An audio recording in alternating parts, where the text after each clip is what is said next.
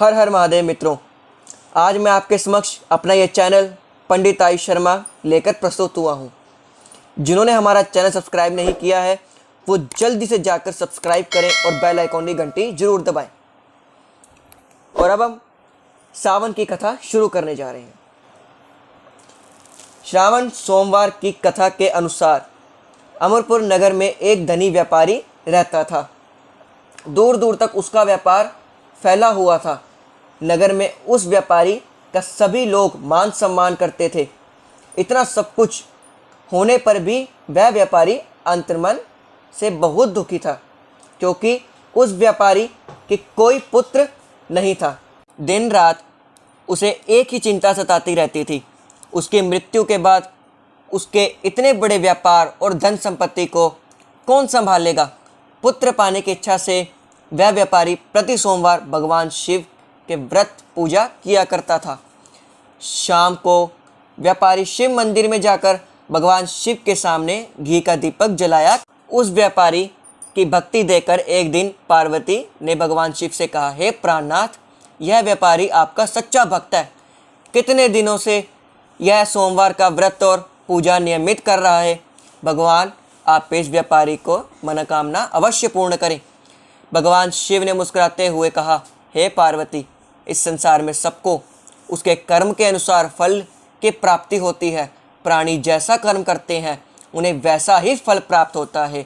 इसके बावजूद पार्वती जी नहीं मानी।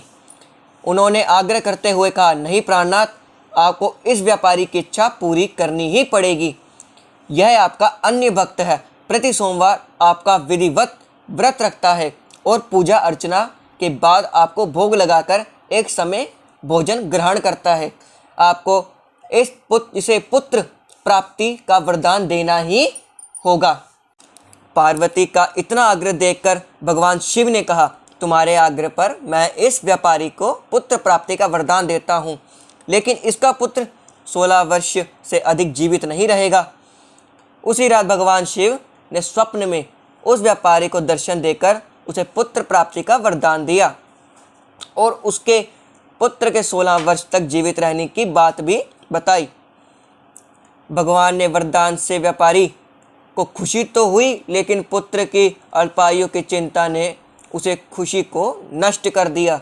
व्यापारी पहले की तरह सोमवार का विधिवत व्रत करता रहा।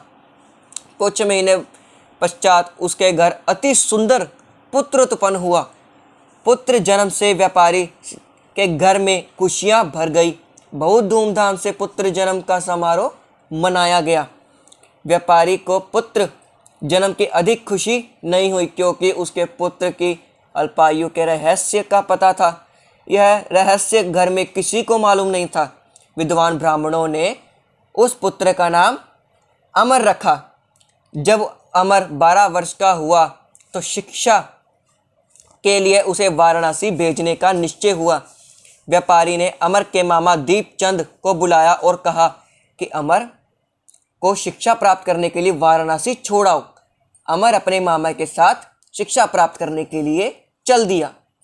रास्ते में जहाँ भी अमर और दीपचंद रात्रि विश्राम के लिए ठहरते, वहीं यज्ञ करते और ब्राह्मणों को भोजन कराते थे। लंबी यात्रा के बाद अमर और दीपचंद एक नगर में पहुंचे।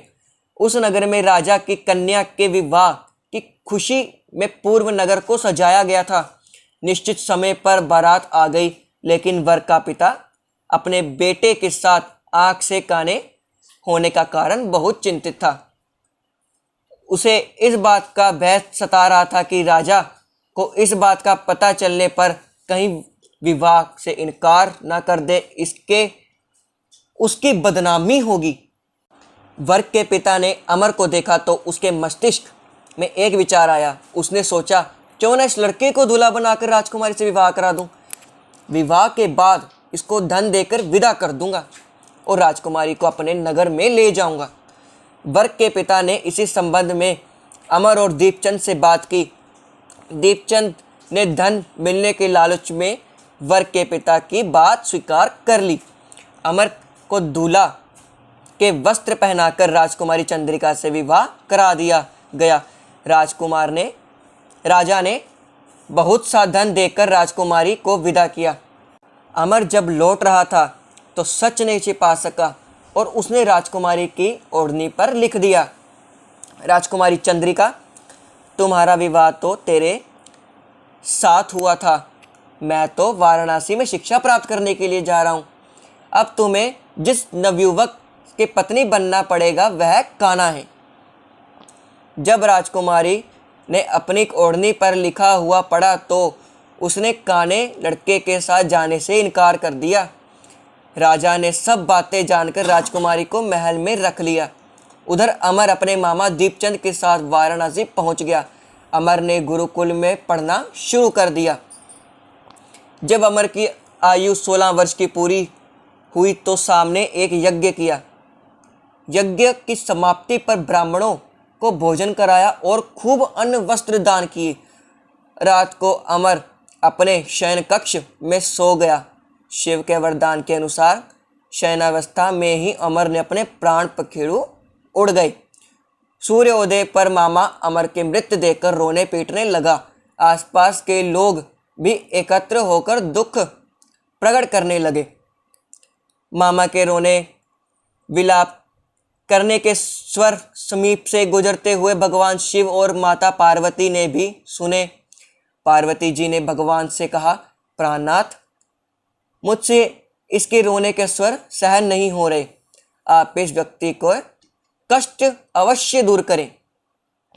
भगवान शिव ने पार्वती जी के साथ अदृश्य रूप में समीप जाकर अमर को देखा तो पार्वती जी से बोले, पार्वती, यह तो उसी व्यापारी का पुत्र है। मैंने इसे 16 वर्ष की आयु का वरदान दिया था। इसकी आयु पूर्ण हो गई। पार्वती जी ने फिर भगवान शिव से निवेदन किया, हे प्राणनाथ, आप इस लड़के को जीवित करें, नहीं तो इसके माता पिता पुत्र की मृत्यु के कारण रो रो कर अपने प्राणों को त्याग कर देंगे।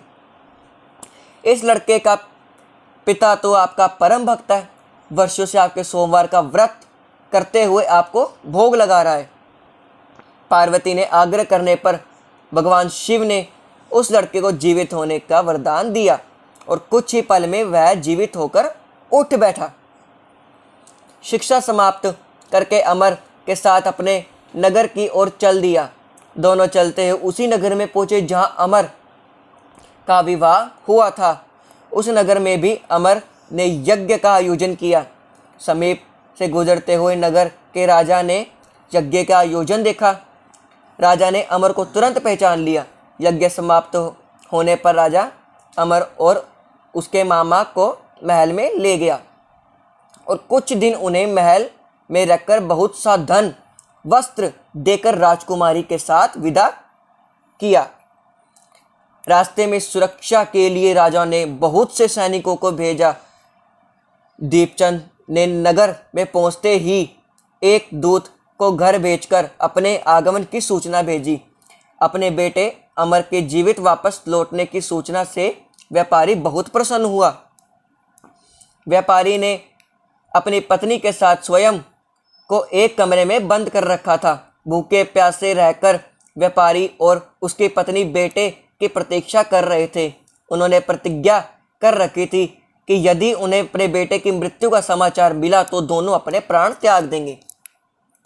व्यापारी अपनी पत्नी और मित्रों के साथ नगर के द्वार पर पहुंचा। अपने बेटे के विवाह का समाचार सुनकर पुत्र वधू राजकुमारी चंद्रिका को देखकर उसकी खुशी का ठिकाना नहीं रहा। उसी रात भगवान शिव ने व्यापारी को स्वप्न में आकर कहा, हे श्रेष्ठी, मैंने तेरे सोमवार के व्रत करने का व्रत कथा सुनने से प्रसन्न होकर तेरे पुत्र को लंबी आयु प्रदान कर दी। व्यापारी बहुत ही प्रसन्न हुआ। सोमवार का व्रत करने के व्यापारी के घर में खुशियां लौट आई। शास्त्रों में लिखा है कि जो स्त्री पुरुष सोमवार का विधिवत व्रत करते हैं और व्रत कथा सुनते हैं उनकी सभी इच्छा पूर्ण होती है। जिसने हमारी ये चैनल सब्सक्राइब नहीं किया है वो सब्सक्राइब जरूर करें, लाइक शेयर कमेंट और जरूर करें। जिन्होंने हमारी बेल आइकॉन की घंटी नहीं दबाई वो घंटी जरूर दबाएं, जिससे कि मैं जब भी कोई वीडियो डालूं सबसे पहले आपके पास वो नोटिफिकेशन आए। जिन्हें हमारी कथा पसंद आई वो लाइक जरूर करें। जय श्री राम, हर हर महादेव।